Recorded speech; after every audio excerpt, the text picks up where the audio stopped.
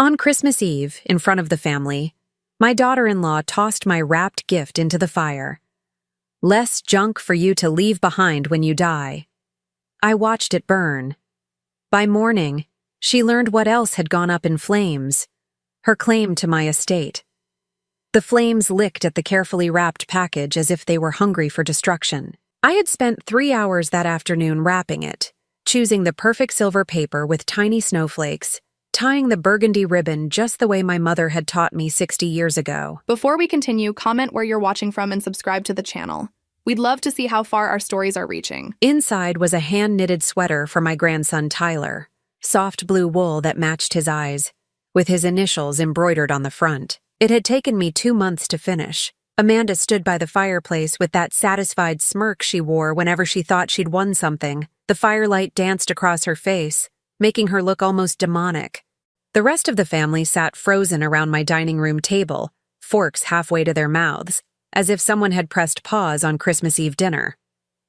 "Amanda, that was unnecessary," my son Michael finally said, but his voice lacked any real conviction. He never stood up to her, not really. Not when it mattered. Was it? Amanda turned to face the table, her voice dripping with false sweetness. "Your mother brings the same cheap gifts every year. Hand-knitted this, homemade that. It's embarrassing, Michael. Tyler doesn't need more grandmother crafts cluttering his room." I felt something cold settle in my chest, but I kept my face perfectly neutral. Around the table, my daughter Sarah avoided eye contact. Her husband Tom studied his plate intensely, and their teenage children looked mortified, but said nothing. This was how it always went. Amanda would strike, and everyone would pretend it wasn't happening. "The sweater was beautiful, Mom," Sarah whispered, finally finding some courage. "Was being the key word," Amanda laughed, settling back into her chair like a queen who had just executed a peasant. "Now Tyler won't have to pretend to like it." 8-year-old Tyler looked confused and hurt. "I wanted to see what Grandma made me." "You'll thank me when you're older," Amanda said, cutting another piece of turkey with unnecessary force. "When you understand quality over quantity, as if love could be measured in price tags." I reached for my wine glass with a steady hand, though inside I was thinking about the phone call I'd made 3 weeks ago. The conversation with my lawyer, Margaret Chen, where I'd made some very specific changes to my will. Changes that Amanda knew nothing about. "You know what I think is embarrassing," I said quietly, and the entire table went silent. I rarely spoke up during Amanda's performances. "I think it's embarrassing when someone mistakes cruelty for sophistication." Amanda's fork clinked against her plate. "Excuse me? You heard me." I took a sip of wine, savoring the moment. "I think it's embarrassing when someone burns a gift that was made with love in front of the child it was meant for, and then tries to justify it as doing him a favor." The silence stretched thick between us. Michael cleared his throat nervously. "Mom, let's not make this into something bigger than it needs to be." "Oh, it's already big enough," I said, looking directly at Amanda. "Some things can't be taken back once they're done." Amanda's eyes narrowed. She sensed something different in my tone, though she couldn't quite place what it was. "What's that supposed to mean?" I smiled, the kind of smile I'd perfected during 40 years of marriage and 30 years of widowhood. The smile that revealed nothing but promised everything. "It means actions have consequences, dear. Sometimes we don't see them right away, but they're always there, waiting." "Are you threatening me?" Amanda's voice pitched higher, that shrill tone she got when she felt cornered. "Threatening?" I laughed softly. "Goodness, no. I'm simply observing that life has a way of teaching us lessons when we need them most." Tyler squirmed in his chair. "Can we have dessert now?" "I made cookies with Mommy." "Of course, sweetheart," I said, standing up to clear the plates. As I reached for Amanda's dish, she grabbed my wrist. "We're not done talking," she hissed under her breath. I looked down at her manicured fingers wrapped around my thin wrist, then met her eyes with a gaze that could have frozen hell itself. "Actually, we are. We've been done for quite some time. I just hadn't told you yet." Something flickered across her face then, a shadow of uncertainty. She released my wrist and forced a laugh. "You're being dramatic, Eleanor. It was just a sweater." "It was just a sweater," I agreed, gathering the dishes with practiced efficiency. "Just like you're just a daughter-in-law." The words hung in the air like smoke from the fireplace. I could feel everyone processing what I'd said, trying to decode the hidden meaning, but only I knew how literal that statement would become by morning. In the kitchen, as I ran water over the plates, I could hear Amanda's voice rising in the dining room, trying to regain control of the narrative. She was telling everyone how ungrateful I was, how difficult I'd become since Richard died, how someone needed to have a serious talk with me about my attitude. Let her talk. In 12 hours, she'd learned that talking was all she had left. Sarah appeared in the doorway, dish towel in hand. "Mom, are you okay? You seem different tonight." I handed her a plate to dry. "I'm fine, honey. Better than fine, actually. I feel clearer than I have in years." "What you said in there, about actions having consequences." "Yes?" Sarah hesitated, then lowered her voice. "Has Amanda been worse lately? Tom and I have noticed things. The way she talks to you, the way she acts like this is her house instead of yours." This was my house. The house Richard and I had built together in 1987, where we'd raised our children, where he died in my arms 3 years ago. The house I'd legally transferred to Michael 2 years ago because Amanda convinced him that estate planning was important. The house where I still lived, still paid utilities, still maintained everything, while being treated like an unwelcome guest. People show you who they are, Sarah. It just takes time to really see it.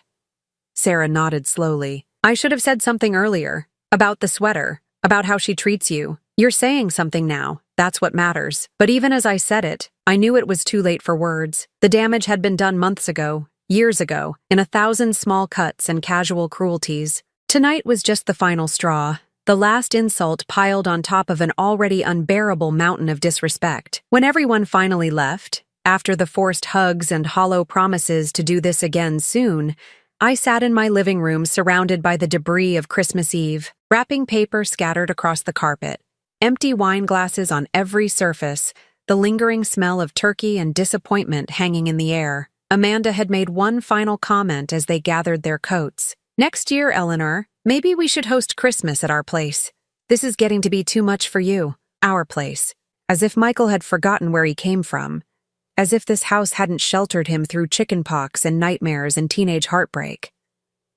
I picked up the phone and dialed a familiar number. "Margaret? I know it's late, but I wanted to confirm that everything is ready for tomorrow morning." "Yes, Mrs. Patterson.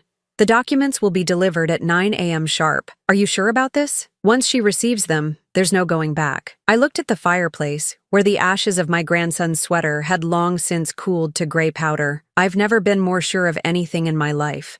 After I hung up, I climbed the stairs to my bedroom, where Richard's picture still sat on the nightstand. I touched the frame gently. "She picked the wrong old lady to mess with," I whispered to his smiling face. "Tomorrow she learns that some gifts can't be burned."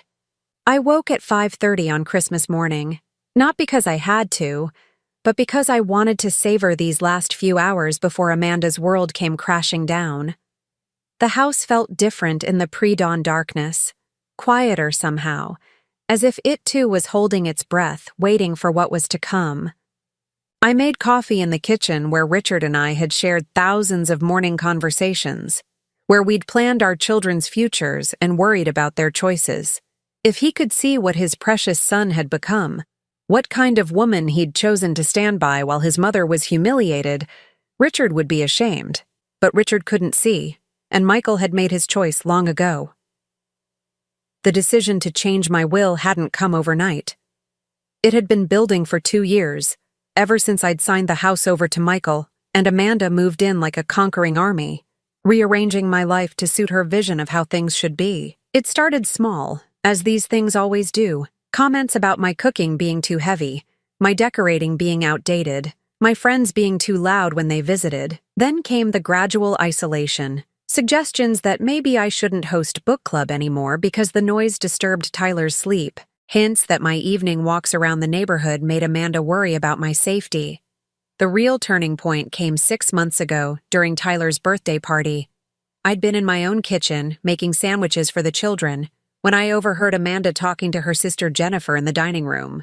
"I swear, Jen, sometimes I feel like I'm running a nursing home instead of a household. She's always underfoot, always offering opinions about how Tyler should be raised. Yesterday, she had the nerve to suggest we were too strict about his bedtime. "Can't you just put her in one of those senior communities?"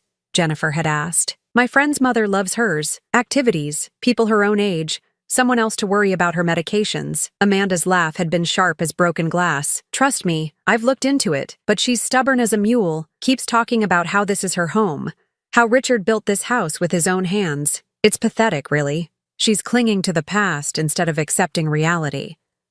"What reality?" "That Michael and I are the future of this family and she's just baggage from the old life. Don't get me wrong, I'm grateful for everything she did for Michael when he was young. But that was then.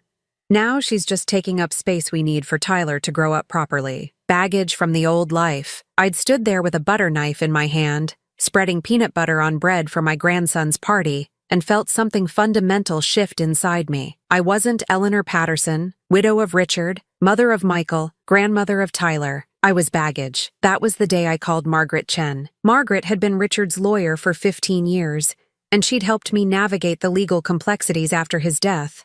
When I told her I wanted to make changes to my will, she'd been professional, but concerned. "Eleanor, are you sure about this? These are significant changes.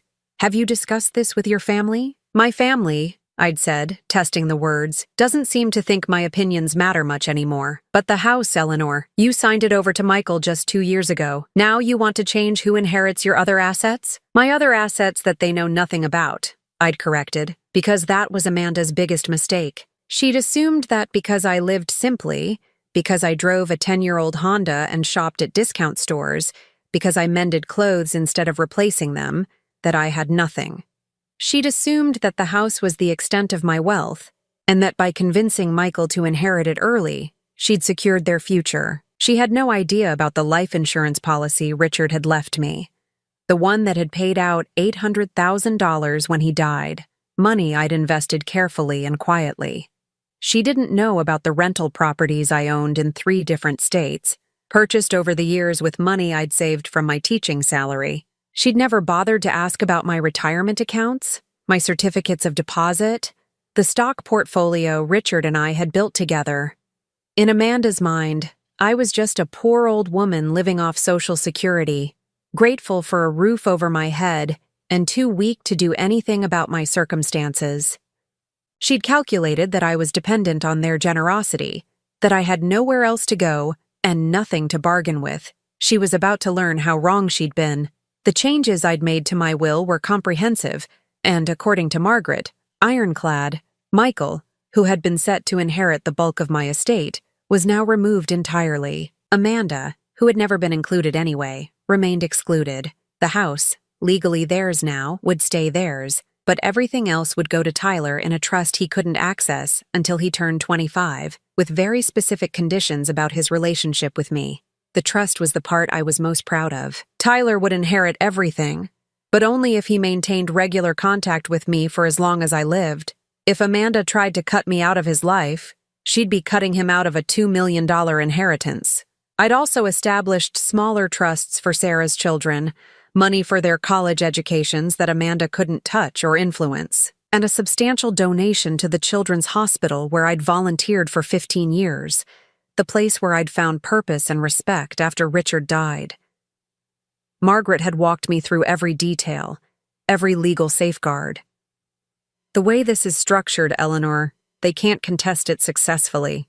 Everything is clearly stated, properly witnessed, and you've demonstrated clear mental capacity. But are you prepared for the fallout?" "I'm prepared for a lot of things," I'd told her. "What I'm not prepared for is spending whatever years I have left being treated like a burden by my own family." Now, sitting in my kitchen as Christmas morning dawned, I felt a sense of peace I hadn't experienced in months. The anger was still there, simmering beneath the surface, but it was clean anger now, purposeful. The helpless rage I'd felt watching my sweater burn had crystallized into something far more dangerous: determination. My phone rang at 7:30. Amanda's name flashed on the screen. "Eleanor, we need to talk. Michael thinks maybe I was a little harsh last night, and I want to clear the air." A little harsh. She'd humiliated me in front of my family and destroyed a gift meant for my grandson, and she thought she'd been a little harsh. "What would you like to talk about, dear?" There was a pause. Amanda had expected resistance, defensiveness, maybe tears. My calm tone clearly threw her off balance. Well,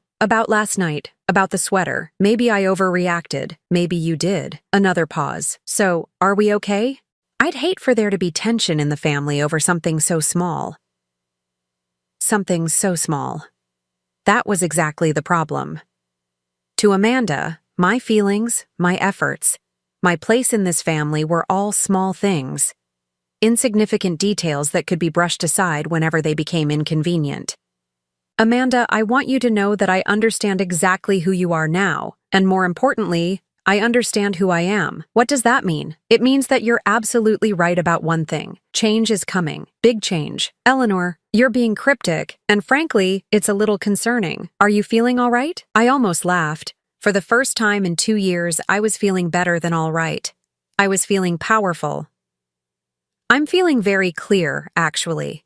Clearer than I've been in a long time. You know, Amanda, you taught me something important last night. What? You taught me that some people mistake kindness for weakness. But they're not the same thing at all. The silence on the other end of the line stretched long enough that I wondered if she'd hung up. Eleanor, I think maybe we should have this conversation in person, with Michael present.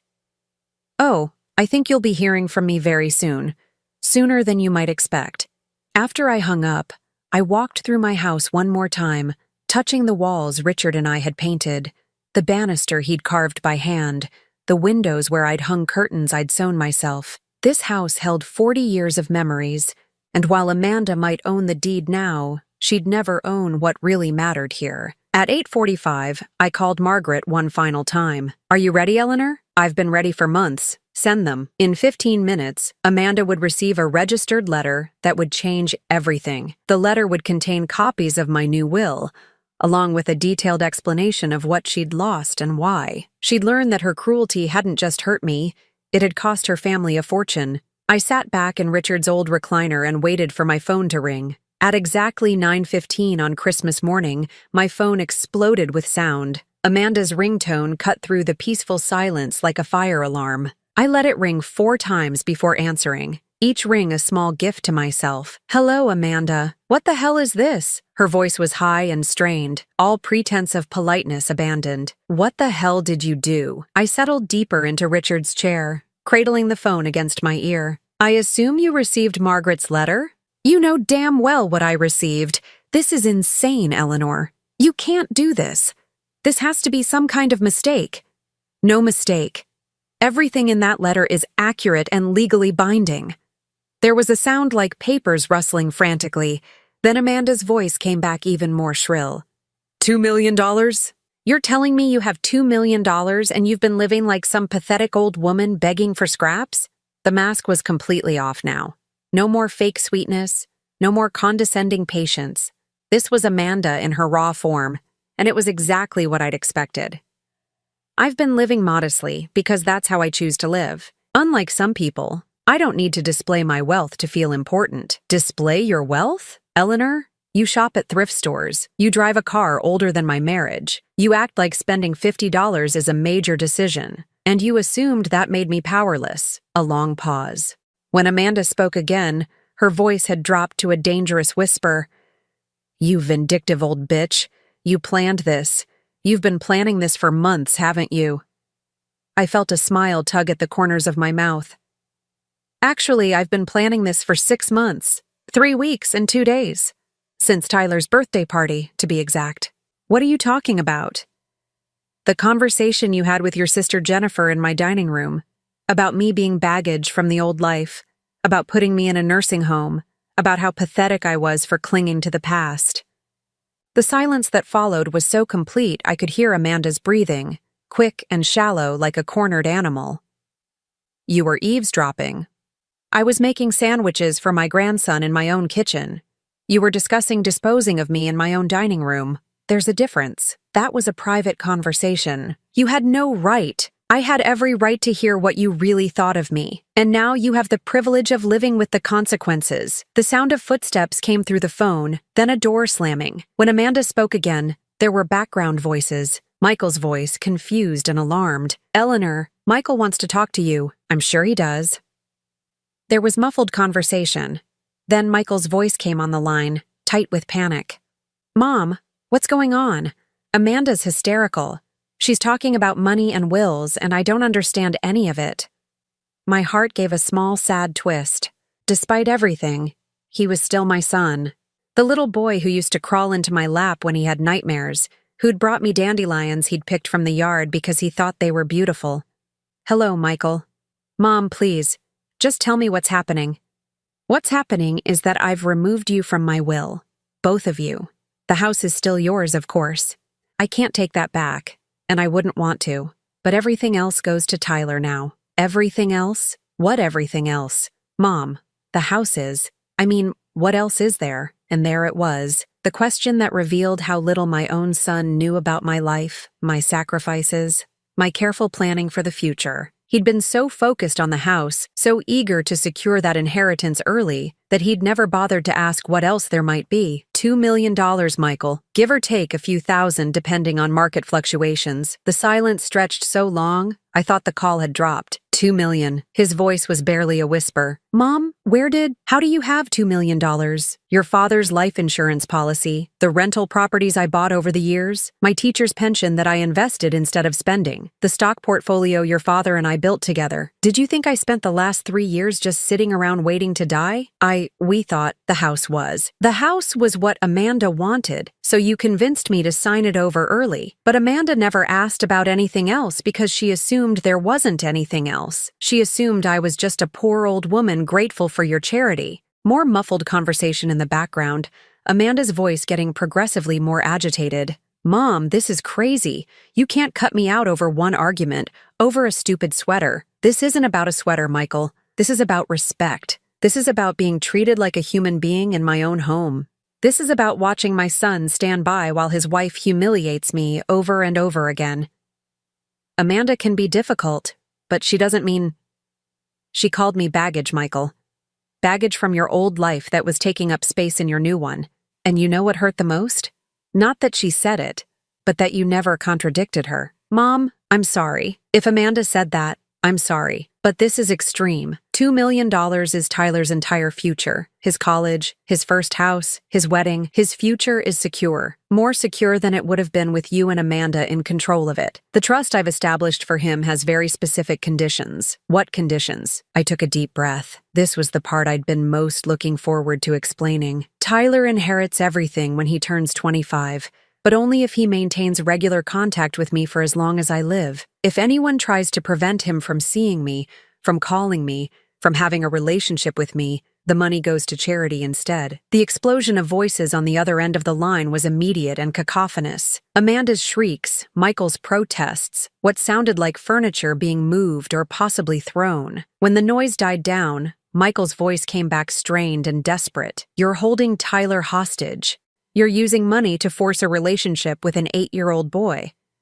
I'm protecting my relationship with my grandson from people who have already shown they're willing to use him as a weapon against me. How many times has Amanda told Tyler he couldn't call me because I was busy, or sick, or didn't want to be bothered? How many times has she scheduled activities during times she knew we'd planned to spend together? That's not. She wouldn't. Ask her, Michael. Ask your wife how many times she's intercepted my calls to Tyler, how many invitations she's declined on his behalf without consulting him. More muffled conversation. Then Amanda's voice came back on the line, no longer trying to sound reasonable. You want to play games, Eleanor? Fine. Let's play. You think you can manipulate this family with money? You think you can buy Tyler's love? I don't need to buy Tyler's love.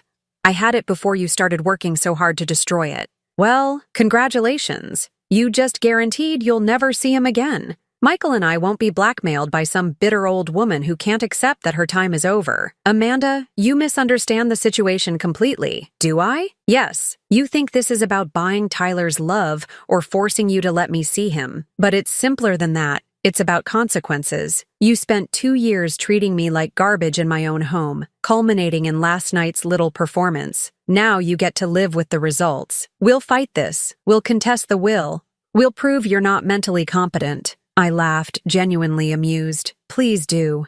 Margaret Chen has documented everything beautifully. My mental competency evaluation from last month, video testimony about why I made these changes, witness statements about your behavior. Contest away, dear. It will just cost you more money you don't have. Money we don't have? Michael has a good job.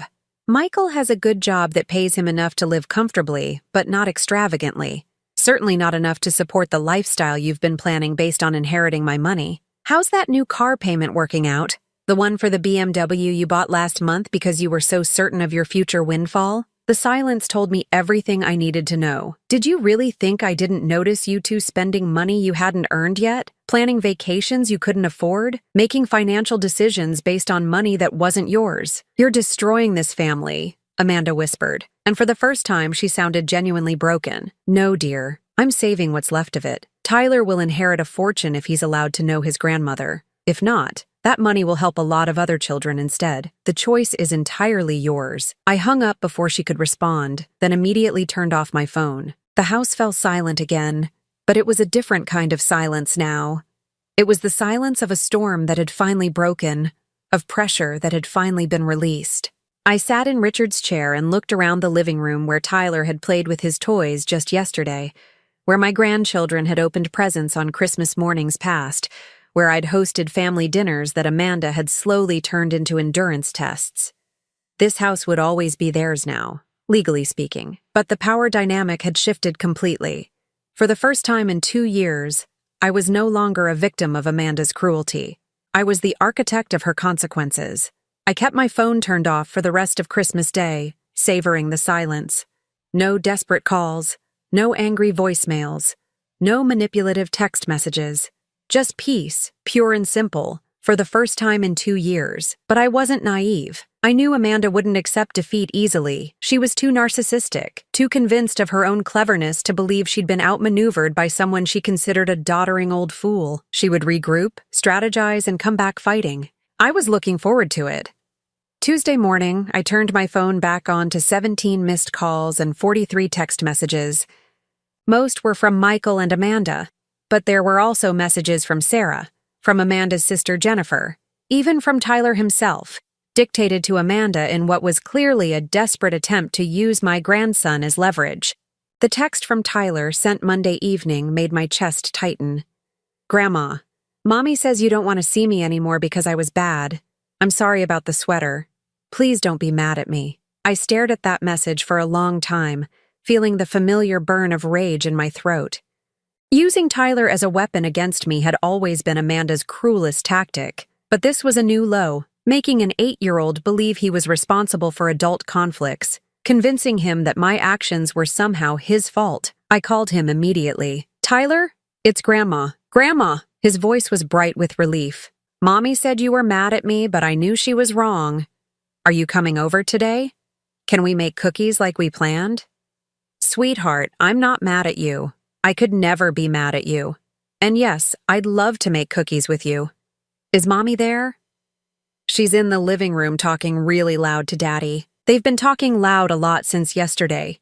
Can you hold on? I heard Tyler's footsteps, then his voice calling out, Mommy! Grandma's on the phone and she wants to make cookies with me. The silence that followed was so complete I wondered if the call had dropped. Then I heard Tyler's voice again, closer to the phone, confused and hurt. Mommy says you can't come over. She says we have to talk to lawyers first. What's a lawyer, Grandma? My hands clenched around the phone. A lawyer is someone who helps people with important papers, sweetheart. Don't worry about that. Listen to me, Tyler. I want you to remember something very important, okay? Okay. I love you very much. More than all the stars in the sky. And no matter what anyone tells you, that will never change.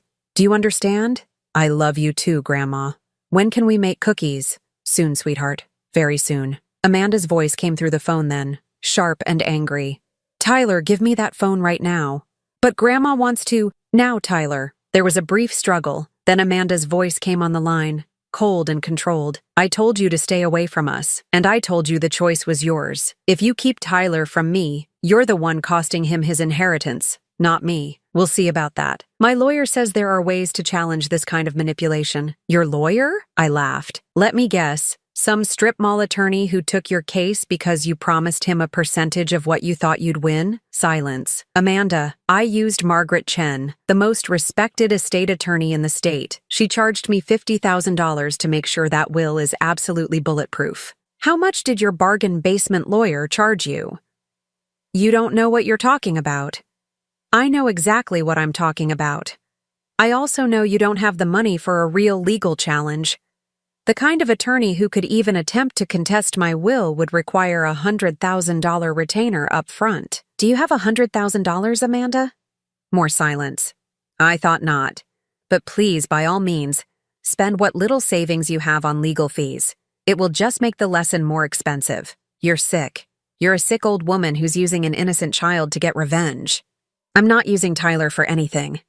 I'm protecting him from people who would rather he lose his inheritance than let him love his grandmother. We won't let you turn him against us. I don't need to turn him against you. You're doing that all by yourselves. I hung up and immediately called Margaret Chen. Eleanor, how are you handling the aftermath? About as well as expected. They're making noise about contesting the will. Let them try. We documented everything thoroughly. Your mental state, their treatment of you, your reasons for the changes. Any judge who reviews this case will see exactly what happened here. What about Tyler? If they try to keep him from me completely, that's where it gets interesting. The trust stipulates regular contact, but it doesn't define what that means. They can't prevent him from talking to you without risking the inheritance, but they might try to control the terms of that contact. Supervised visits only, you mean? Exactly. But Eleanor, here's what they don't understand. Tyler is 8 now. By the time he's old enough to really understand what happened, he'll be making his own decisions about who he wants in his life. And children remember who loved them and who made them feel safe. That afternoon, Sarah called. Mom, what the hell is going on? Amanda called me crying, saying you've cut Michael out of your will over some Christmas argument? I settled into my kitchen chair. The same one where I'd sat through countless conversations with my daughter over the years. Sarah deserved the truth. All of it. It wasn't over a Christmas argument, honey. It was over 2 years of systematic abuse that your brother chose to ignore. Abuse? Mom, that's a strong word. Is it? What would you call it when someone makes you feel unwelcome in your own home? When they talk about putting you in a nursing home behind your back? When they destroy your gifts in front of your grandchildren and call it doing them a favor? Sarah was quiet for a long moment. She really destroyed Tyler's sweater, threw it in the fire, and told him he should be grateful because it was junk anyway. Jesus, Mom. I knew Amanda could be difficult, but I didn't realize it was that bad. It's been that bad for a long time. You just haven't been around to see it. Why didn't you tell me? Why didn't you ask for help? The question hung between us, loaded with guilt and regret. Why hadn't I told her? Because admitting that Michael's wife was cruel to me would have forced Sarah to choose sides. Because I'd hoped things would get better. Because I'd been raised to keep family problems private, to protect my children from difficult truths. Because I thought I could handle it. Because I didn't want to put you in the middle. Because I kept thinking maybe Amanda would change. Maybe Michael would stand up for me. And now? Now I've stopped waiting for other people to save me and saved myself. By cutting Michael out completely? Mom, he's your son. He's my son who watched his wife humiliate me repeatedly and did nothing. He's my son who convinced me to sign over the house and then let her treat me like a tenant he was stuck with. When did he stop being my son and start being her husband first? Sarah sighed heavily. This is going to tear the family apart. The family was already torn apart, Sarah. I just stopped pretending it wasn't. What about Tyler? What about his relationship with Michael and Amanda? Tyler will be fine. Better than fine, actually. The trust I've set up for him will give him options they never could have provided. College anywhere he wants to go. Graduate school if he chooses. The ability to start a business, buy a home, live without the kind of financial stress that turns people bitter and desperate. If he maintains contact with you, yes. If his parents love him enough to let him know his grandmother. And if they don't? I looked out my kitchen window at the bird feeder Richard had built, where cardinals and blue jays had been coming for breakfast every morning for 15 years. Some things endured. Some things mattered more than money or pride or the need to be right. Then they'll have made their choice. And Tyler will learn what kind of people they really are. That evening, as I was preparing dinner for one, my doorbell rang. I looked through the peephole to see Michael standing on my front porch, shoulders slumped, looking older than his 35 years. I opened the door but didn't invite him in. "Mom, we need to talk." "We've already talked, Michael. Please, 5 minutes, just 5 minutes." Against my better judgment, I stepped aside to let him enter. He walked into the living room like a stranger, looking around as if seeing the house for the first time. "This place feels different," he said finally. "Everything's different now." He turned to face me, and I was startled to see tears in his eyes. "Mom, I'm sorry. I'm sorry about the sweater, about Amanda, about all of it. But please don't do this. Please don't destroy our family over one bad night." "Sit down, Michael."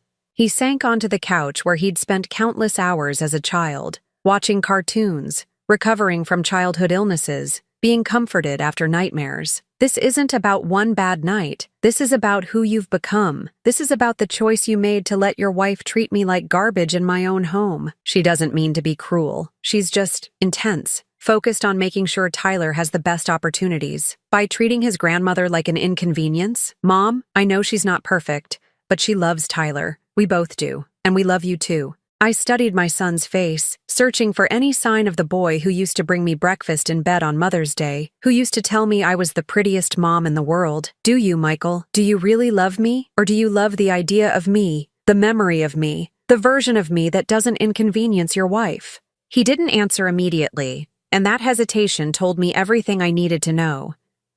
"I want my family back, Mom. All of us together, the way we used to be." "We can't go back, Michael. But we might be able to go forward if you're willing to make some changes." Hope flickered in his eyes. "What kind of changes?" I smiled, but it wasn't a warm smile. It was the smile of a woman who held all the cards and was finally ready to play them. First, Amanda apologizes to Tyler for using him as a weapon against me. Second, I get unrestricted access to my grandson. No more supervised visits or controlled interactions. Third, Amanda apologizes to me, genuinely, for 2 years of disrespect. And if we do all that, then Tyler gets his inheritance when he turns 25, and you learn to live with the consequences of your choices. Michael's hope died as quickly as it had sparked. "You're not going to put me back in the will." "No, Michael, I'm not. Even if we do everything you're asking?" "Even then." He stared at me for a long moment, as if trying to memorize my face. "You've really changed, haven't you?" "Yes, I have. The question is, have you?" 3 weeks passed in relative peace. No desperate phone calls, no surprise visits, no manipulative text messages from Tyler's phone. I began to think that maybe Amanda had finally accepted reality, that she'd decided maintaining access to Tyler was worth swallowing her pride. I should have known better. The first sign of trouble came on a Thursday morning when Sarah called, her voice tight with worry.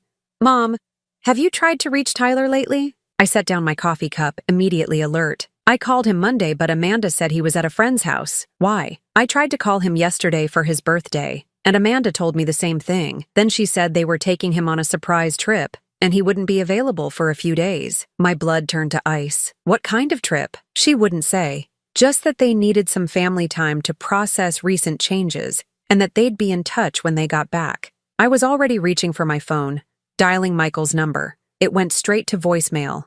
Amanda's phone did the same. "Sarah, this is exactly what I was afraid of.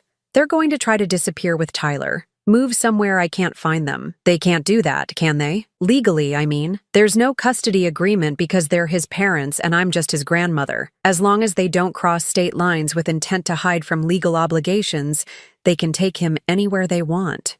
But even as I said it, I realized Amanda might be desperate enough to try exactly that. She'd already proven she was willing to manipulate an 8-year-old child to get what she wanted. Running away with him wasn't much of a leap. I called Margaret Chen immediately. "Eleanor, slow down. Tell me exactly what's happening." I explained about the mysterious trip, the blocked phones, Amanda's previous threats to keep Tyler from me. "This is concerning, but not necessarily actionable yet. They're allowed to take their child on vacation. However, given the terms of the trust, if they're planning to relocate permanently to prevent Tyler from maintaining contact with you, That would constitute a violation of the trust conditions. What can we do? For now, we wait. If they don't return within a reasonable time frame, or if they attempt to establish residency elsewhere, we have grounds for legal intervention. The trust specifically states that any attempt to prevent the beneficiary from maintaining contact with you results in forfeiture. And Tyler loses everything because his parents are idiots. Tyler loses the inheritance, yes, but Eleanor, he's 8 years old. A lot can change between now and when he turns 25. After I hung up, I sat in my empty house and tried not to think about Tyler in some hotel room somewhere, confused and frightened, being told lies about why his grandmother didn't love him anymore. The call came Friday evening. Tyler's voice, small and scared. "Grandma? Mommy said I could call you to say goodbye." "Goodbye? Sweetheart, where are you?" "I don't know. Somewhere with mountains. Mommy and Daddy say we're going to live here now, but I don't want to. I want to go home. I want to see you." My heart clenched. "Put Mommy on the phone, Tyler." "She says she can't talk long because we have to go eat dinner." "Tyler, listen to me carefully. I love you very much. No matter where you are, no matter what anyone tells you, I love you. Do you understand?" "I love you too, Grandma. Will you come visit me here?" "I'll do everything I can to see you soon." Amanda's voice came on the line, false cheer coating every word. "Eleanor? Tyler wanted to call and tell you about our new adventure." "Where are you, Amanda?" "Colorado. Beautiful state. Great opportunities for children. Clean air. Good schools. Friendly people who don't hold grudges." "You can't do this." "Can't do what? Take my son on vacation? Move my family to a place where we feel welcome? You're violating the trust agreement." "What trust agreement?" "Tyler is my child. I'll raise him where I see fit. And you'll cost him his inheritance in the process." There was a pause. Then Amanda's voice came back harder. "Maybe that's a price worth paying to protect him from a vindictive old woman who uses money to manipulate children." "You're making a mistake, Amanda." "No, Eleanor, you made the mistake. You thought you could control this family with your money, but you forgot something important. Tyler belongs to us, not you. And we're not going to let you poison him against his parents the way you tried to poison Michael against me." The line went dead. I immediately called Margaret Chen's emergency number. "They've taken him to Colorado and they're not planning to come back." "Are you certain?" Amanda all but admitted it. She said they were moving to a place where they felt welcome, mentioned good schools like they were planning to enroll him there. "All right. I'll file an emergency motion Monday morning. But Eleanor, you need to prepare yourself for the possibility that this could get very ugly. It's already ugly." Saturday dragged by like a funeral march. I found myself wandering through the house, touching things that reminded me of Tyler. The kitchen step stool he used to reach the cookie jar. The blanket fort we'd built in the living room last month. The drawings he'd made me that were still stuck to my refrigerator with butterfly magnets. Sunday evening, my phone rang. Michael's number. "Mom? We need to talk." "Where are you?" "Denver. Look, I know you're angry, but we had to get away. Amanda's been having panic attacks ever since Christmas. She can't sleep, can't eat. The stress of all this is making her sick. The stress of facing consequences for her actions, you mean?" "Mom, please, can't we work something out? Some kind of compromise? Bring Tyler home, Michael. Bring him home and we'll talk." "We can't do that. Not yet. Amanda needs time to recover, and Tyler needs time to adjust to the idea that his family is changing. His family changed the moment you decided to take him away from me. You're the one who created this situation. You're the one who turned a family disagreement into a financial nuclear war." I felt my temper flare. "A family disagreement? Is that what you're calling 2 years of systematic abuse? Is that what you're calling your wife burning Tyler's Christmas present and telling him it was garbage?" She apologized for that. She knows she went too far. To who? To Tyler? Because he's the one who deserved an apology. Yes, to Tyler. She explained that she was stressed and made a mistake. "And what did you tell him about why you suddenly moved to Colorado?" Silence. "You told him it was my fault, didn't you? You told him that Grandma was being mean, and that's why he couldn't live near me anymore." We told him the truth. That sometimes families have problems that take time to solve. The truth? The truth is that you chose your wife's pride over your son's inheritance. The truth is that you'd rather he lose $2 million than admit she was wrong. Money isn't everything, Mom. No, it's not. But it would have been Tyler's choice what to do with it when he grew up. Now he'll never have that choice because you made it for him. Maybe that's for the best. Maybe he's better off without money that comes with strings attached. I laughed bitterly. Strings? The only string was that he be allowed to love his grandmother. If that seems like too high a price, then you've told me everything I need to know about what kind of father you've become. Monday morning brought a call from Margaret. I filed the motion. But Eleanor, there's something you need to know. They've enrolled Tyler in school there. They're clearly establishing residency. Which means they violated the trust agreement. The money will go to the alternate beneficiaries instead. The Children's Hospital and the Scholarship Fund. Yes.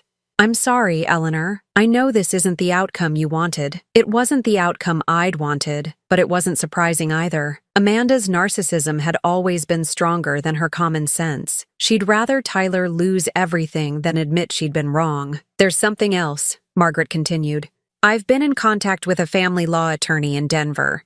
If you want to pursue grandparent visitation rights, we might have grounds, especially given that they removed the child from the state specifically to prevent contact with you. How long would that take? Months, maybe longer. And it would be expensive. Do it. Eleanor, are you sure? Legal battles like this can be emotionally devastating, especially when a child is involved. I thought about Tyler, frightened and confused in a strange place, being told lies about why his grandmother had suddenly disappeared from his life. I thought about the man Michael had become, so controlled by his wife that he'd rather destroy his son's future than stand up to her. I'm sure. Tyler deserves to know that someone fought for him. Tuesday evening, I got a call from an unexpected source. Jennifer, Amanda's sister. Mrs. Patterson? This is Jennifer Walsh, Amanda's sister. We met at Tyler's birthday party last year. I remember. What can I do for you, Jennifer? I wanted you to know that I think Amanda's lost her mind. This whole Colorado thing is insane. I'm surprised to hear you say that. The last time we talked, you were the one suggesting I should be put in a nursing home. There was an uncomfortable pause. You heard that conversation? Every word. Mrs. Patterson, I need you to know that was Amanda talking, not me. She was venting, and I was just listening. I never actually thought you should be put anywhere. But you didn't disagree with her either. No, I didn't. And I should have. Look, I'm calling because I know where they are.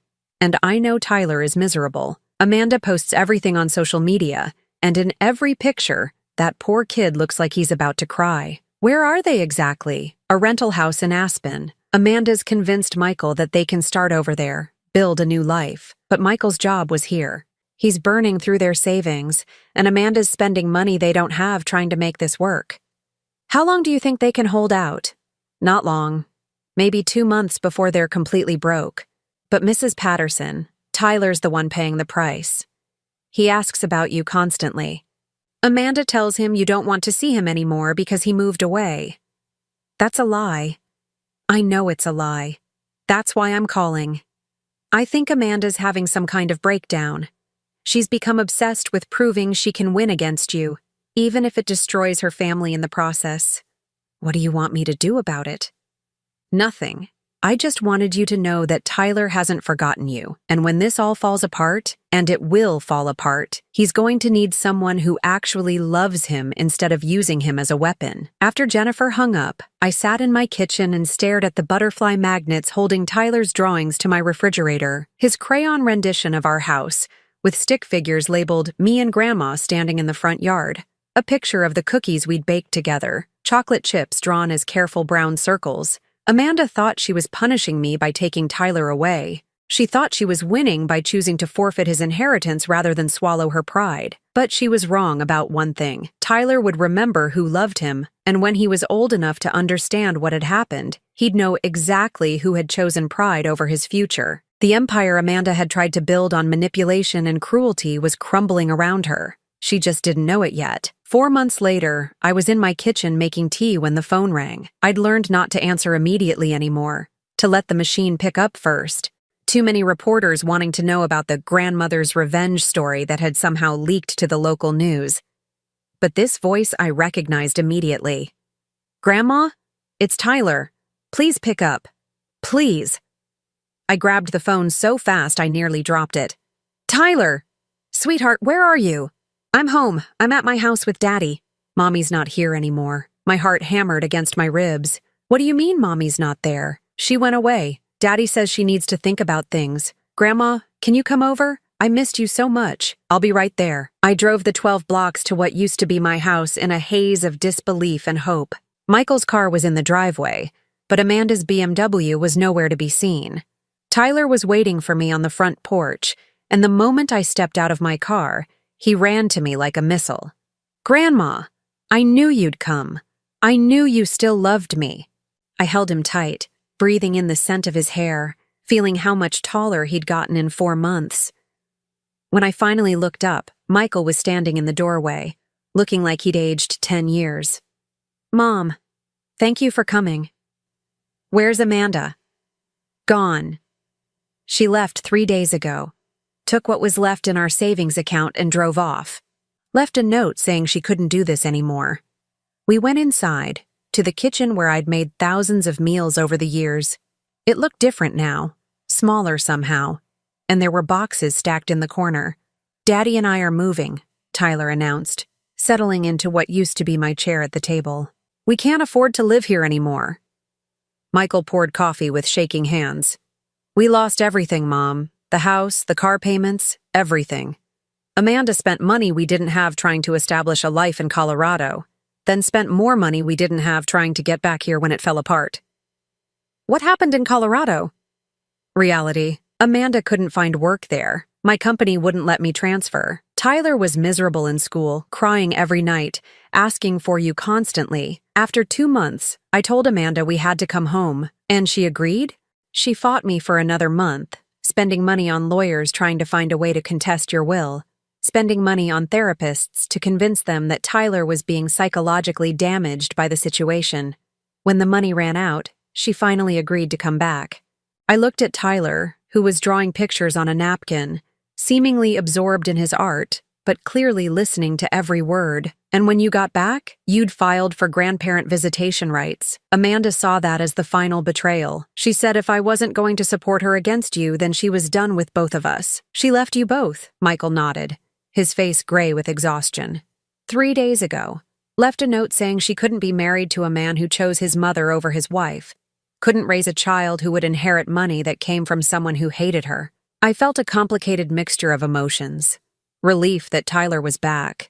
Sadness for the destruction of Michael's marriage, even though Amanda had brought it on herself. And underneath it all, a cold satisfaction that Amanda had finally shown her true colors. So, what happens now? Now I try to pick up the pieces. I got my old job back, but at a lower salary. We're moving into an apartment across town. It's not much, but it's what I can afford. Tyler looked up from his drawing. Will you come visit us in our new place, Grandma? Every day if you want me to. He beamed. Every day sounds good. Michael met my eyes across the table. Mom, about the will, about Tyler's inheritance. What about it? Amanda violated the trust agreement by taking him to Colorado.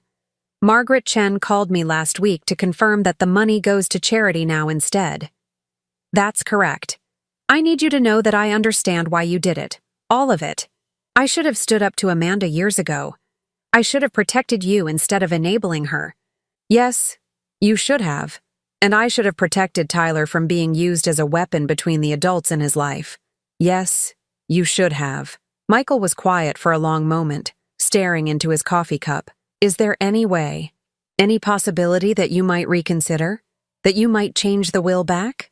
I studied my son's face, seeing the little boy who used to crawl into my lap when he was scared. The teenager who used to ask my advice about everything.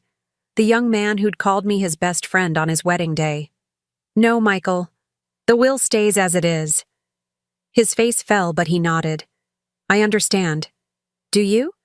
Do you really understand why? Because I chose Amanda over you. Because I let her treat you badly and didn't stop it. That's part of it. But there's more. Tyler had finished his drawing and was coloring it carefully with crayons he'd found in one of the boxes. A picture of a house with 3 people standing in front of it, labeled Me, Daddy, and Grandma. The main reason I'm not changing the will back is because Tyler doesn't need that money now. Michael frowned. What do you mean? I mean that Amanda's abandonment of him has taught him something more valuable than $2 million ever could. What's that? That some people love you unconditionally, and some people love you only as long as you serve their purposes. Tyler will remember that his mother chose her pride over his future. He'll remember that she left him when things got difficult. And he'll remember that his grandmother fought to stay in his life even when it cost him his inheritance. So the money goes to charity. Some of it. Most of it, actually. What do you mean, some of it? I reached into my purse and pulled out a manila envelope, setting it on the table between us. What's this? A new trust. Not for Tyler's inheritance, that's gone, but for Tyler's needs. College tuition, medical expenses, help with his first home when he's an adult. Michael opened the envelope and stared at the documents inside. $500,000? Money I've set aside separately, outside of the original will. It goes into a trust fund for Tyler that Amanda can never touch, contest, or influence in any way. Mom. It's not his inheritance, Michael. It's his insurance policy.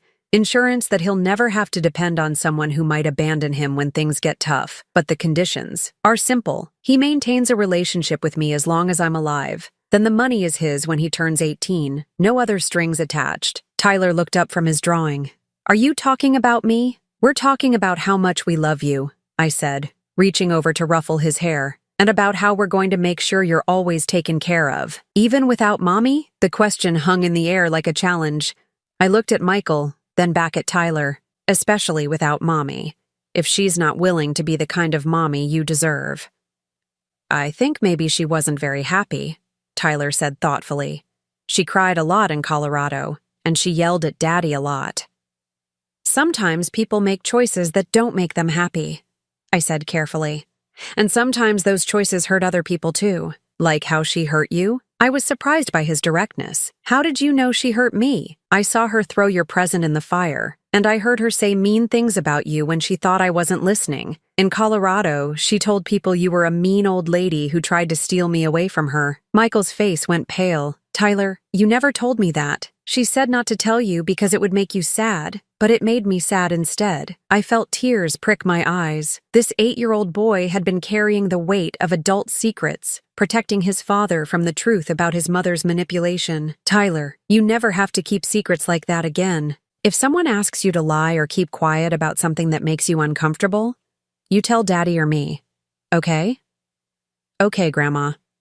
6 months later, Michael and Tyler had settled into their new apartment, a 2-bedroom place with a small balcony where Tyler grew tomatoes in pots. Michael was dating again, a kind teacher named Lisa who treated Tyler like her own son and spoke about me with genuine respect. Amanda had moved to Florida, where she'd married a man she'd met online after knowing him for 3 weeks. According to Jennifer, who still called me occasionally, Amanda had convinced her new husband that she was a victim of family abuse who'd been forced to abandon her son to escape her vindictive mother-in-law. The story would probably work for a while. Amanda was skilled at playing the victim, at making people feel sorry for her. But eventually, her new husband would see what Michael had seen, what I had seen. Narcissists couldn't hide their true nature forever. Tyler spent every Saturday with me now, helping me tend the garden Richard had planted, learning to cook the recipes I'd learned from my mother. He never asked about the inheritance he'd lost, never seemed to understand that he'd been worth $2 million for a brief period of his childhood. He did ask about his mother sometimes, usually late at night when Michael brought him over for dinner and we were cleaning up the dishes. Do you think Mommy misses me? I think Mommy misses the idea of you, I'd told him honestly. But missing someone and loving them aren't always the same thing. What's the difference? When you miss someone, you want them back because you feel sad without them. When you love someone, you want them to be happy even if it means you can't have them. Which one do you do with me? I love you, Tyler, which means I want you to be happy even if it's hard for me sometimes. It's not hard for you, Grandma. I make you happy.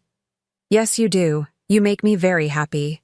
On Tyler's 9th birthday, exactly 1 year after the Christmas Eve incident that had started it all, we had a small party in my backyard. Sarah and her family came, along with Michael and Lisa. Tyler blew out his candles and made a wish, then opened presents while the adults sat around my patio table talking and laughing. What did you wish for? I asked him later, as we were cutting the leftover cake. I can't tell you, or it won't come true. Fair enough, but I can tell you that it already came true. Really? Really. I wished for my family to be happy, and we are. I looked around the backyard where Tyler was showing his cousins how to catch fireflies, where Michael was grilling hamburgers and joking with Tom, where Sarah was helping Lisa set up the badminton net. He was right. We were happy.